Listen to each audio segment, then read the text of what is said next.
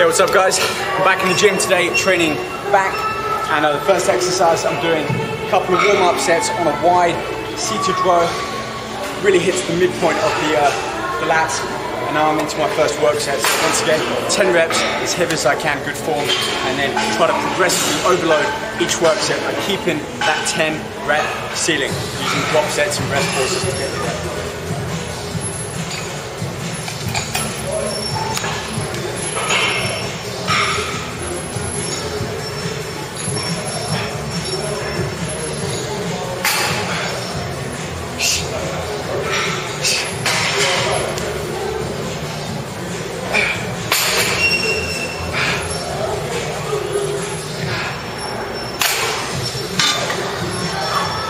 Alright, just a few pointers, but I'll keep this one short. You're swaying back and forth at the waist. The weight's probably too heavy. You've got to engage and actually connect and switch on so that you're effectively squeezing and contracting that back muscle as you row. It's like a two-part movement. Engage, contract, and then follow through the movement. So, first work set done. Let's keep building it up.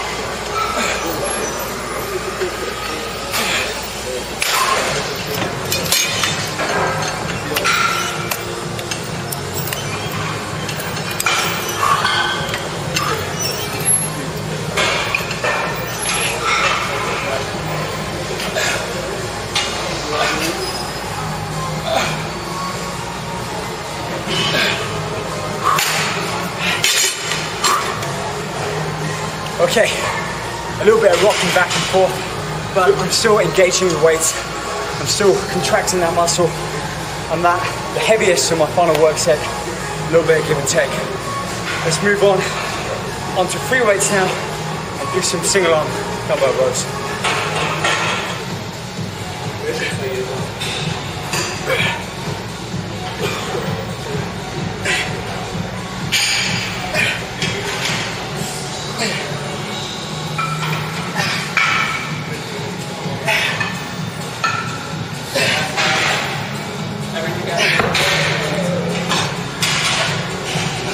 I haven't done these for a while.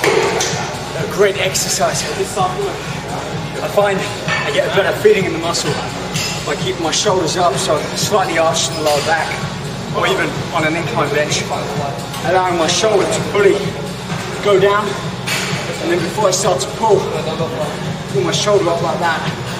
Shoulder comes up, arm, I bring my wrist up to my waist, without obviously turning around too much. So shoulder, elbow and a slight twist, reinforcing that lat to fully contract. And swap sides.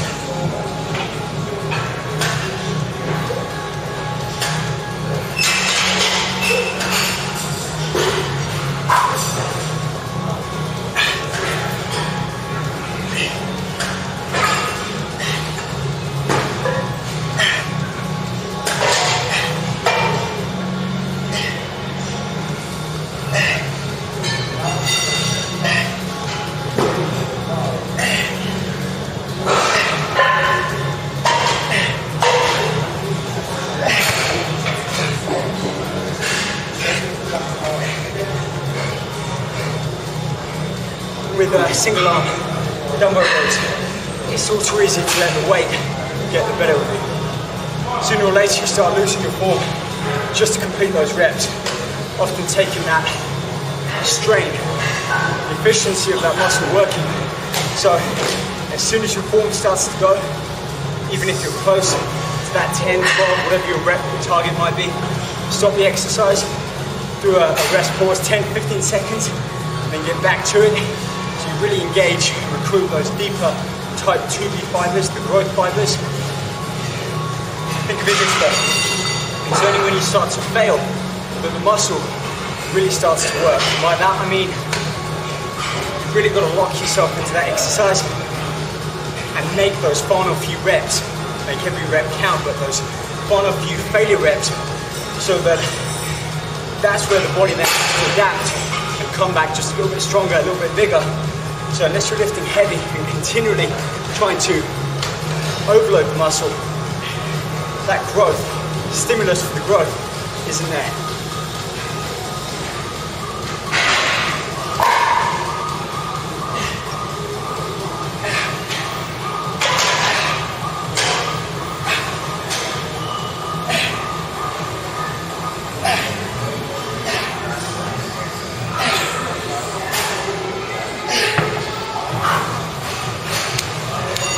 No one ever said it was going to be easy working for something that you want. Like I said, those final few reps is where the work gets done. So make sure they count. Now, even though I may be training for a show, I may not be. You'll have to wait till the end of the video or just skip forwards to see if I am or not. I still believe in training heavy. I believe that what you build the muscle, you need to maintain even when you're dieting. If you start changing the exercises, the reps, the weights, the volume, your body then has different stimulus and it's either going to become more efficient, increase muscular endurance. In terms of muscle size, you need to keep that weight heavy. Same 10, 12 rep range. If anything, just allow larger rest days when you're dieting so that your body can recuperate and come back stronger.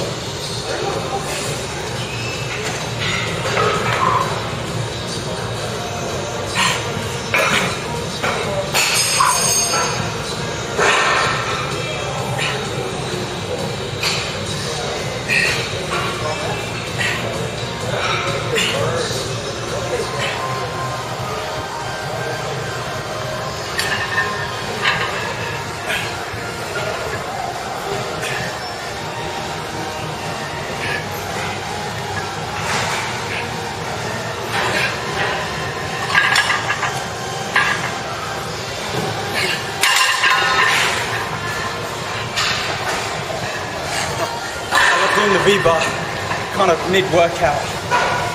Still go heavy, but try and keep that chest quite low down. So all of that weight is directly under the chest.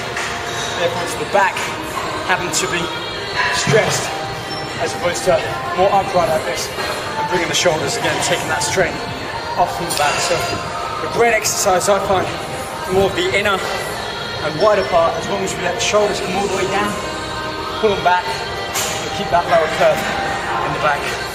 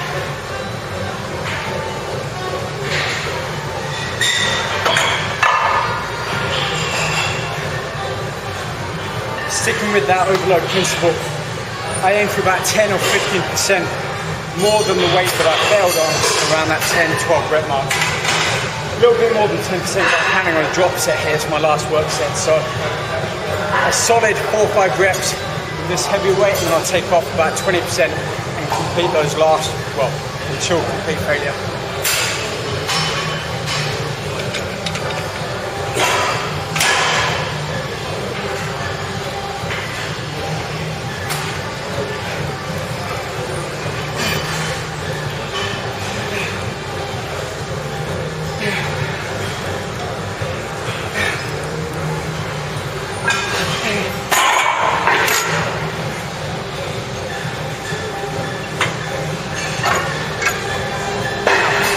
perfect form, I'd be sat with my elbows slightly pulled back so that when I pull down, I'm accentuating all of the focus on my upper back instead of leaning back and bringing some of the shoulders into the back.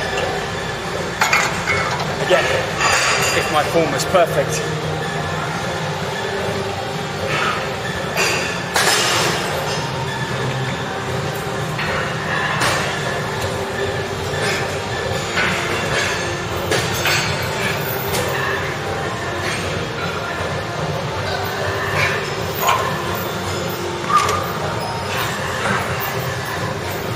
Close to the end.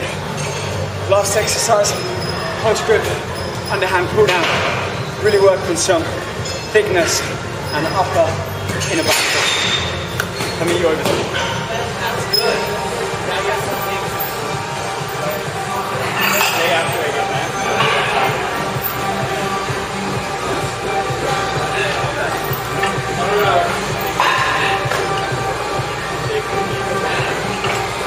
I don't know how long I'll last. Good to advantage.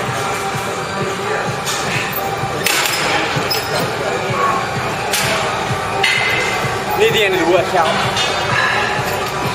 the key is to try and stay strict to your form and go heavy. Of course, you're going to get to a fine line where your form's going to break loose so that you can lift more weight, but I find earlier on in the workout that's okay, especially with more of the free weight compound movements. But if you're breaking form towards the end of the workout, especially on machines, on more cable or isolated exercises, you've got to start thinking to yourself, am I really working the muscle as effectively as I can if I was to lower that weight?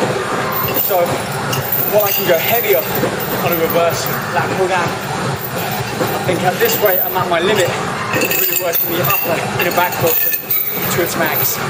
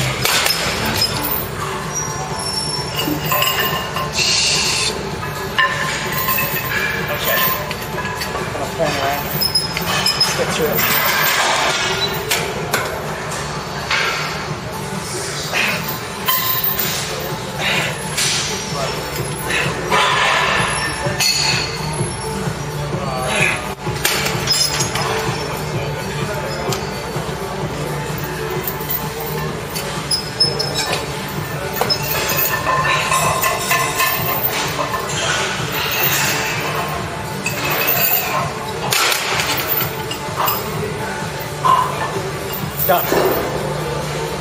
Alright, the part of the video that you really want to know. Am I competing? Well, for the past few months I've been training for the NPC West Coast Classic, Pasadena, June 23rd I believe.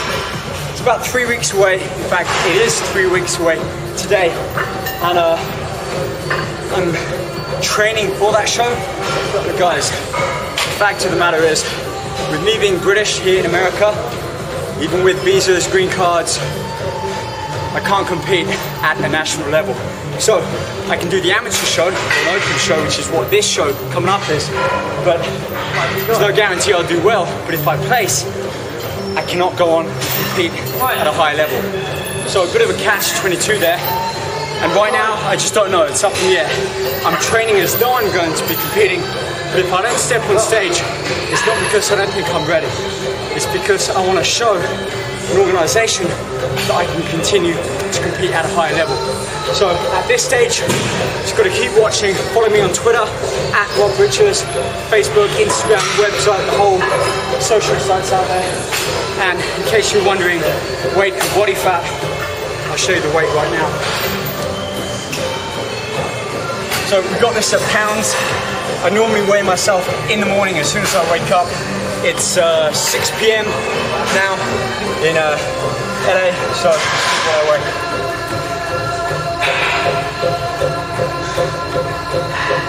So,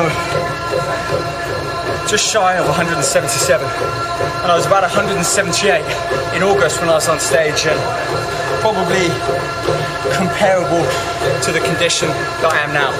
But who knows what could happen in the next 3 weeks. Stay watching my videos on YouTube, and you'll see the rest unfold as and when it happens. Where's my shoes gone?